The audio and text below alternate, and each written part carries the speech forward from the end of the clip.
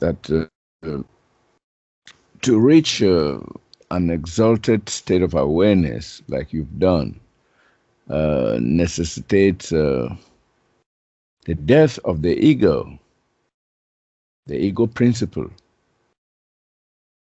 Duane, you have had, what have been your experiences in the process of the death of the ego that rules every ordinary person's life and determines people's thoughts, desires, wants, choices, and agreements. So, what advice can you give us on how to eliminate the ego or to control it, so that one can be centered and recognize the real you? Okay, well, it's a choice, and I'll say it like this: we all, we were all raised here. We came through high school, and looking at the high school days, we all did many things. Went to parties, drank alcohol before our so-called legal age, and all these. And I would say that all of a sudden, let's say two people get married and they have children. Well, now the focus becomes on the children. It's really what you're focusing on. So all those things that you went through, they kind of fade away, so you can say it's the death of the ego, but no, the ego, the personal self, is still there. It's just that now it's your focus. Now you're focusing on something that makes more sense and that really matters and that you care about, you see? And so this is why I've created, what we have with the new school, the university, the worldwide educators, and so on, is that it gives people something to focus on. Their personal self is still going to be there, or you call it the ego. I just call it the personal self. It's still there in this world, but now you have options to become involved so that those things that hold you here, that just comply with the personal self only, all of a sudden, now you start to resolve these situations that hold you here, and you start to see something else. Little by little, you become more aware that there is more to life than just chasing ideas created by the personal self. That's all. So I suggest that's why I stay very involved, because I want to be focused too. This helps me focus. So I create these groups, I create these different ideas, I create the Skype, I see how it works. Paul did the same thing. He wrote basically all the time and became very involved. And this is where you might say your intent, your heart center is. And the intent is very important to recognize. It's not just about doing things, but it's about doing everything that you possibly can. So this is where it becomes a love affair, just like a mother with her children. Those children are everything to her. And raising children is fine, but that's not all there is to life. There's a bigger picture, and all of us have come from mothers, and there's a bigger picture than your parents, too. They will come and go because they're on their own journey. So, but for that time, it's fine. But again, it's the whole of life that is the bigger picture, and recognizing that. So again, here's the opportunity to do that. So, yeah, it's, if a person wants to get beyond the personal self, is set up a particular way. And basically it complies to restriction. Just by having the personal self, it's restriction. So this gives the individual the opportunity, as you start to recognize your real awareness, first of all, as you get through creation, etc., and then you decide to more so recognize the isness and how it sees itself and the whole of life. Again, those are choices. So we're given the opportunity here. So it's really about focus, isn't it? It's not about just carrying the idea around, like, being a member of something, thinking that, oh, I'm a member, I'm paying my dues, and so, the master will take care of me and just take me along. That's a restriction. that's a particular, it's just like when we were young, we knew that our parents would take care of us no matter what we did, even when we were little stinkers. The parents, we'd feel bad for a while, but, mom and dad would take care of it. Well, at a certain point, gee, mom and dad's not there anymore.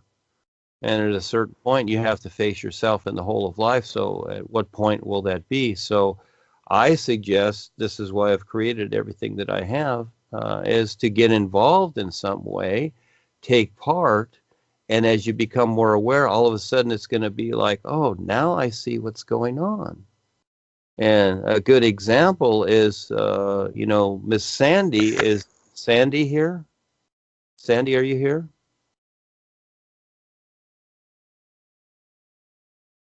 She's not here today? Okay. I'm here. Yeah. There you Sorry, are. You're hiding, aren't you? I was hiding. Yes. Okay. Thank you for admitting it. Okay. So Sandy, like myself and Claudia and several others, we were with the corporation a whole long time, many, many decades. Sandy, almost 50 years. So Sandy, you want to share a little view here from what you've learned, because you had to go through that to see how that is, to, you might say, to what doesn't have value to what has value. So you want to share a little comparison here for everybody? Well, sure, I'll try. And like Duane said, I was in the corporation for 50 years, and it was really pretty fine. I came under Paul Twitchell, and I certainly learned a lot. I came to find the act through my father, who I really never knew. Mother kept everything away from me, from him. And when I turned 21, he sent me Paul Twitchell's book, In My Soul, I Am Free. And he said, read this. I think this guy's onto something. And I said, I read it. I couldn't put it down. I said, wow. And so at the time, they were, the office was in Vegas, the corporation office. And so I wrote and said, send me everything you got, or what you can send me, for such and such amount of money. And everything went along pretty good until then Darwin stepped in. And most of you have been in the corporation know about Darwin. And he stole all the titles, etc. And eventually he was ousted, and then Harry came in and did the same darn thing. And as the further I went into the corporation, it became more restrictive, more restrictive, more restrictive. There were so many rules, I couldn't even keep track of them. And if you took, let's say, an Arahata class, 6 months later, you had to take another one. You had to buy the books, you had to pay for the class, and you had to set aside your, time for, I think eventually it was like 6 months in a row. And it was, I remember walking out of class and this has to stop. And then my experiences, basically a lot of them were with Rebazar Tars. And so then on my birthday, well, a couple weeks before my birthday, if any of you are from the corporation, know that you get initiations and you get secret words, which you never divulge ever to anyone. Write it, you think it, but you don't write it and you don't say it to anyone. Anyway, a couple weeks before my birthday, I had a dream, and it said that there is a different master. And I thought, boy, that's, oh no, let me backtrack. The first dream was, I had received a word, and the word was new, you. And I thought, well, that's really odd, because it sounded so much like the hue, and I'm thinking, well, gee whiz, did I make a mistake? Did I hear this wrong? And so I had another dream a couple days later, and someone told me, no, this is the word. And I said, well, okay. And so I started practicing it. And then on my birthday, a short while later, I had another dream, and in the dream I was sent a letter with scalloped edges and gold leafing, and it had bluebirds on and flowers. and it said there is a different master. Now, of course, now we know that they're the real guides, they're not masters.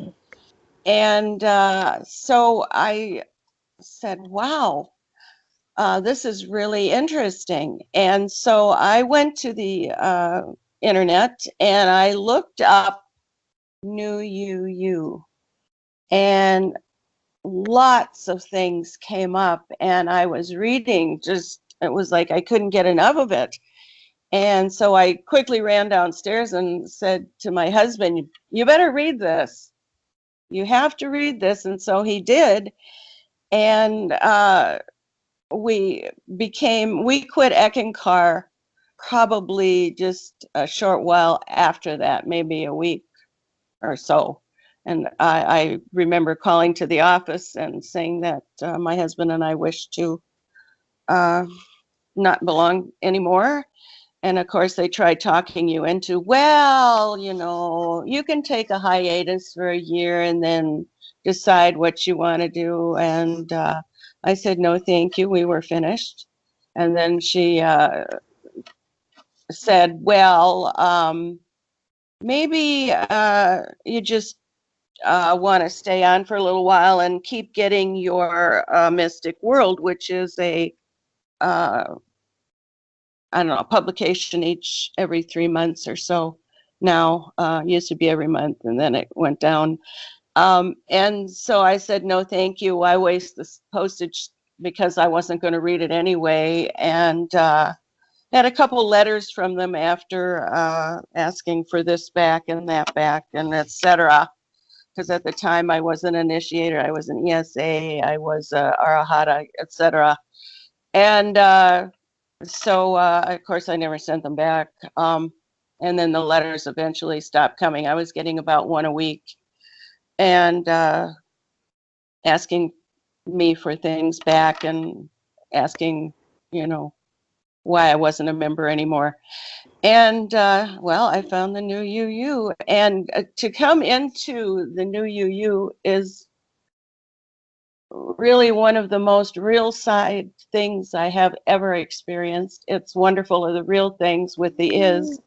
My whole life really became different. I no longer was under these restrictions. I learned so much from Duane about what the worlds of creation are, that you make your own worlds, and you do have to step up. You can't just sit there in one of the Eckankar seminars while Harry feeds you these silly little stories. He sits up there and basically reads off of these little index cards he has. And it got very tiring. Most people that go there just find their old friends from before and, hi, how are you? Isn't this wonderful? And everybody walks around kind of dumbed down. And so coming into this has been phenomenal. I know it's been phenomenal for my husband too. And we love doing the things. It's so different. Whereas the corporation was so restrictive, and you couldn't do this, you couldn't do that.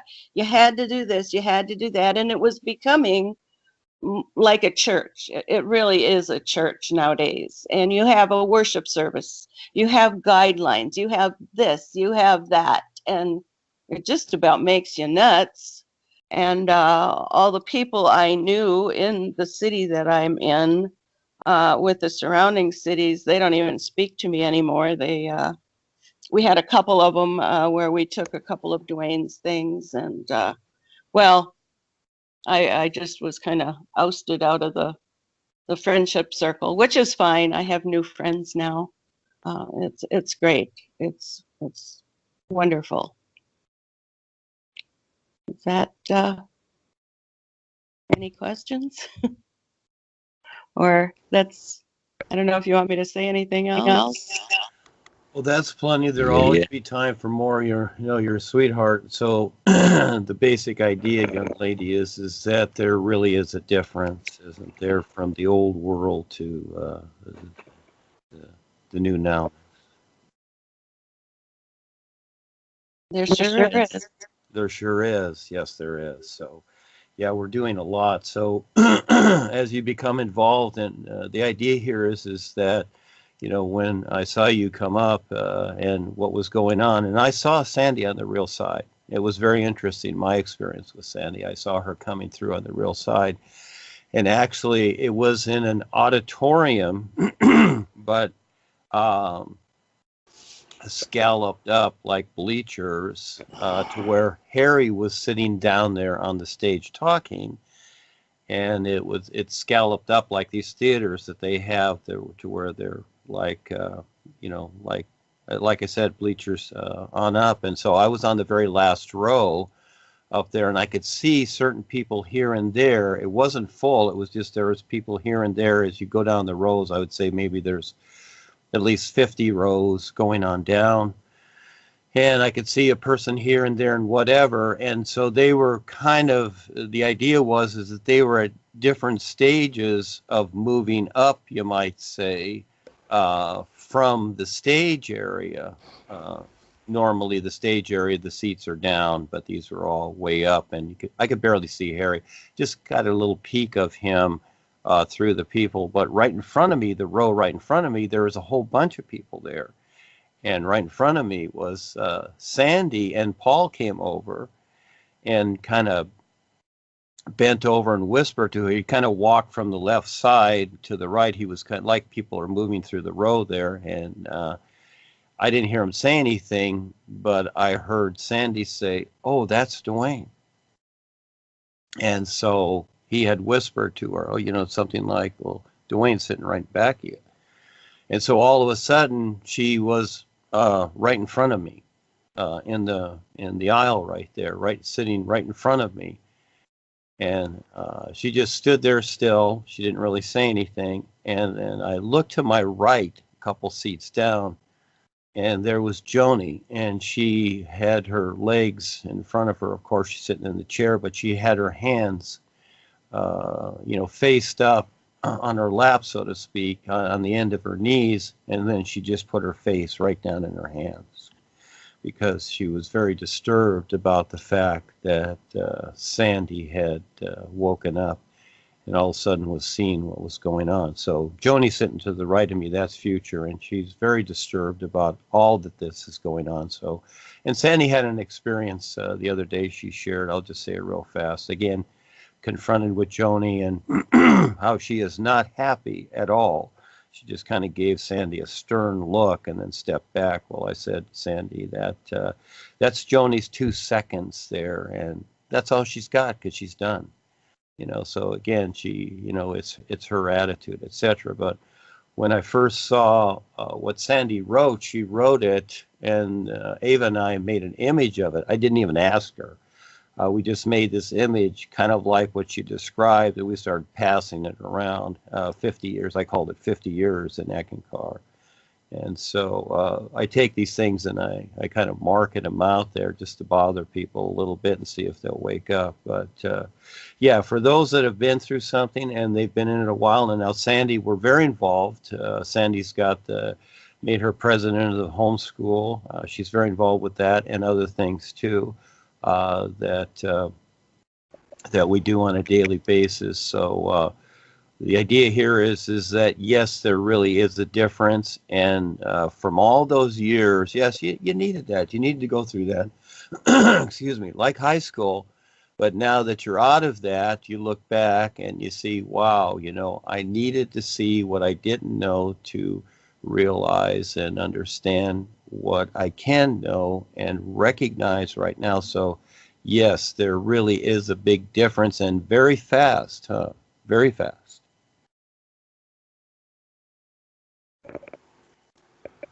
Okay. Yeah, is she still there? Yes, very fast, right? Yes. No, very fast. Yeah, it ain't going to take 50 years. Again, it's very fast, and I would say that what you've learned so far way surpasses everything that you learned in those 50 years, right? Right. In fact, there isn't even any comparison of what I learned now than from what I learned then. Oh, yeah. And so, again, and Sandy, people call Sandy you have to talk to her, because again, it's about becoming involved, and she's become very involved, and her real site is opened up, etc. So it's just really quite phenomenal because she has wholeheartedly stepped up. So she's a great example of this. I call her and Claudia and others the great witnesses, because again, they're having the experiences, and anybody can have them too. The truly awakened seem to be sort of centered in the here and the now, the present, as their minds seem not to be working, not to work in the past and future modes. Now, in the physical body, the mind is the mind of those who have awakened. Take, for instance, you, Duane, the mind is becoming more and more present tense oriented. So, like, for instance, Duane often talks about what is real now. I guess this tendency may, I don't know, I just want to know, does it affect memory recall and perceptions of the future? Because we always hear when you ask something from going to give his opinion about something, he will just say, let's see what turns up. So, which means that you are more centered in the present. So, Duane, I want to know whether being awakened in the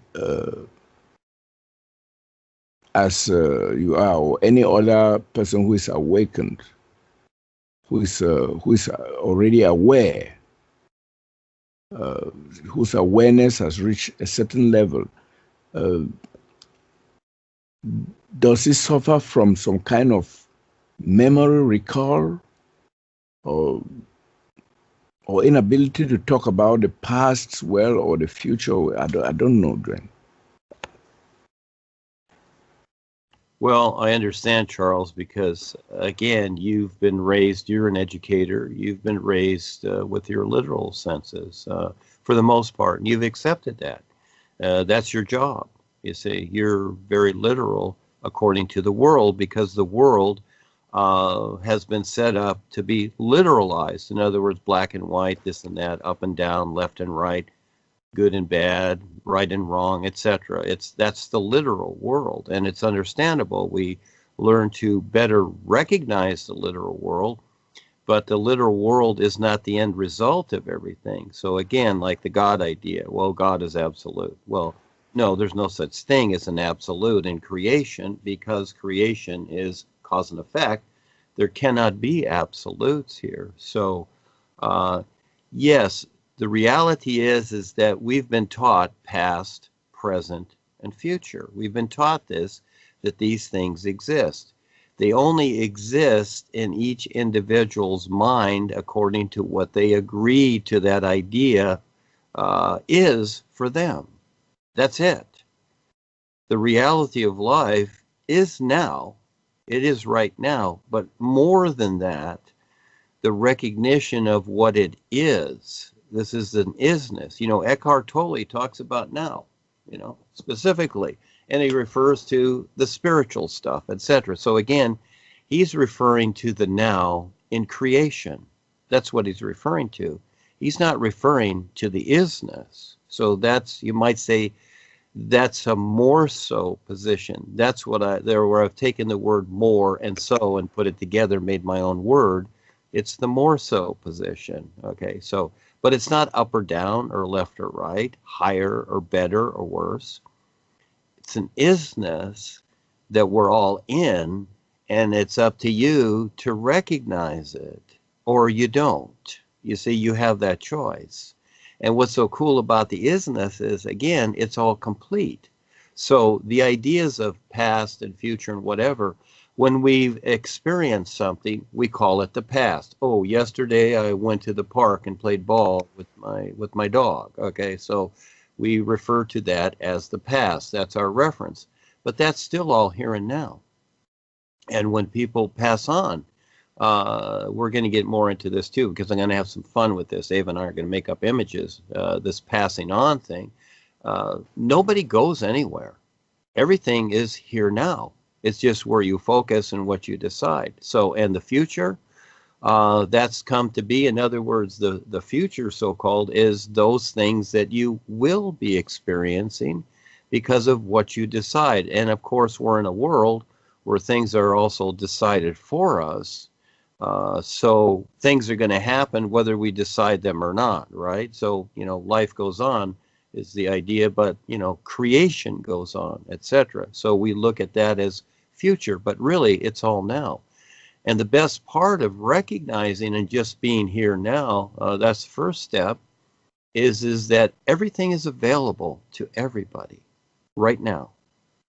And the next step, the best part is that once you start to recognize and focus on the isness, now you start to see the difference between your real awareness and the 5 bodies that you occupy and utilize in creation. That becomes even better. So yes, you can be now in creation, but the recognition of that isness is so cool because it's an endless completeness. You don't have to go anywhere. It's not up or down. You don't have to really know anything. You'll learn to see it and recognize it. That's the best part. And so how you relate it to your personal mind and emotions, the literal self and this world, etc., you decide that. So in the beginning, when I started a new presentation, I simply said, I didn't proclaim it as a path or a teaching or a doctrine or anything like that. No, it wasn't that. I simply stated that this is from my real side experiences. These are my real experiences here and on the real side, etc. And so what I did from that isness of myself, I put it all together and brought it forward to make sense of what's taking place now. And it does make sense for those people that take the time to figure it out. It does make sense, you know. And in a way, it's like a Rubik's Cube. You look at it in all the colors and it's like, well, this thing doesn't make sense. But once you figure it out, you see that it does make sense. But you got to figure it out. You got to take the time. And this is, you're dealing with the whole of life now. It's not something instantaneous where you just buy a little course on the internet and you pay $50 for it. It's like, okay, you're going to get all your answers. Well, you can, according to whatever the course is about. But now this is an endlessness with your real awareness. There becomes a really big difference. And so again, the hurdle is for a person to recognize the difference between their literal self and what else there is about them, you see, and that unseen part that is unknown. And really in the movie 2001, where the monolith is shown, that monolith represents the unknown. That's it. But they tried to drill it, blow it up, do all kinds of things. Okay, you know, put all kinds of scientific applications on it. Couldn't figure it out. Because it's the unknown and it has nothing to do with creation. It is simply, you know, a demonstration or a statement that there is something unknown that you're not seeing. See, so this is where now you have the knowledge that, hey, the unknown really does exist, more so than the funny unknown about the mystery of God. Because again, see, God wants to stay a mystery, because that's the Kalam God who's reptilian. He don't want people to see him, so he makes it so that God is a mystery. And it continues to be so, because again, doesn't want to be seen for what he is. But there is no mystery about the unknown and the real universes. It becomes self-evident, and this is the best part. And it becomes more real than anything here. And that's a little bit scary at first with the personal self, because the personal self feels like it'll be left behind, but actually it won't. It will actually start to be provided with, you might say, a better understanding of itself. So yes, this that's why I call this the new nowness, because that's what life is. You know, most people cater to tradition, don't they? Things of the past, ritualism, etc. Yoga, meditation, transcendentalism, you know, the religions of the world, etc., the politics, etc. Things in creation that have been created and they become tradition, and people celebrate this every year, like the 4th of July. Make a lot of noise, pollute the air with fireworks, and we're celebrating our independence and our freedom, really implied freedoms. There's no freedom here in restricting creation, nothing but restrictions. So this nowness is very important, because as one learns to focus and just simply be now with what life is, and then take the time, but you must take the time to recognize it's more than just being now. It's more than just being so-called present. It's learning to recognize what this isness is, and then if you have the courage to step out and equate it into something that makes sense, that provides something for everyone. You see? Yeah, so that's a lot, isn't it? Duane, can you explain the difference between the creation now and the isness now? Well, Eckhart Tolle talked about the creation now. He talks about being in present time, know your feelings. What do you feel in this time? Don't think about the future and the past. What is the difference between the creation now and the isness now? Well, that's for the most part, young man, that's going to be up to you. You see, this is where you're doing it. Yeah, it's not up to me to decide for you. All I'm doing is presenting what's possible. That's all I can do. There's no rules or regulations or restrictions here. I'm presenting what's possible.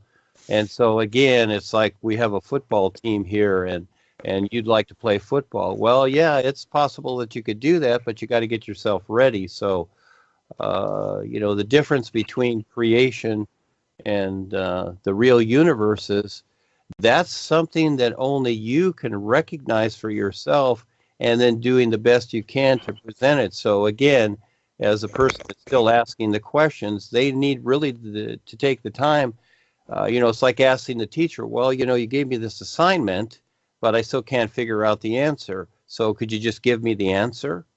Does that make sense? So for however long it takes you to figure it out, or if you're taking a test to become a medical doctor, you've went through all the schooling, now you're taking the test, but you can't figure out the answer. So you need to take some time. So maybe it's going to take you longer. But again, give it the rest of your life to figure that out. And more so, you know, I don't put any time on anything, even for myself. If it takes 1,000 years. I remember there was this gal I knew, she was a seer with Rebusar, and when I took the Rod of Power, right after that, she said, well, you're the master now. And I said, well, yeah, maybe in 1,000 years.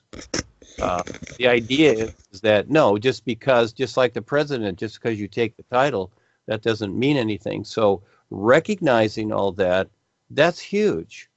And so the idea here is that as you go along and you experiment with yourself and you learn to see what's going on, you decide to step up and share that. And as you do, you see, that's why we have the group here, sharing the ideas. Then you and others get ideas too. So it's not about just asking the questions all the time. It's actually becoming involved and doing your part and bringing it up. When I had the satsang classes in the corporation, and I taught same people for over 20 years, at a certain time, I made sure that they, you know, if you're going to come to this class, you have to bring something with you. You're not going to just sit here and be passive. You bring an experience or an idea that we share with others, etc. You know, you become an active part of it. And so again, this is what we're doing in the world, because this is a huge training course for everybody to become more aware. So, but that part, seeing the difference between the creation and the real universes, that really can't be explained. In other words, I've explained it so many different ways, and all it can be is a reference It cannot be an absolute. People are looking for absolutes, so they look to science. No such thing. Science is a mistake, period. We don't need science. The birds don't need science. But yet people look to the scientific community for the answers to life. It's a mistake, and it only gets worse. So this is where you're going to learn to see the real stuff. And so that's the fun part, too. That's a fun adventure. So just so much more. And a step at a time, it will show up. It really does. It will reveal itself, and you just take, and it's your part to recognize what's taking place right now. That's the fun part. Yeah. We're all in it. We're all okay. See you next time. Thank you, Charles. It's always Saturday. Thank you for showing up. So now you get the idea with what Eric's doing. So let's see what happens. Let's see who shows up and who you can contact. See you next time. Duane. Thank you. Yeah. So I see this as a really cool idea that now it gives many people involved that want to become involved with it, that they can contact these other organizations, and well, we're giving them a chance to step up and become more aware. It's up to them. Can't make that choice for them. Yeah. So we'll see you next time. Thank you, Charles. Yeah, goodbye, everyone. All right, we'll see you next time, everybody. Bye-bye.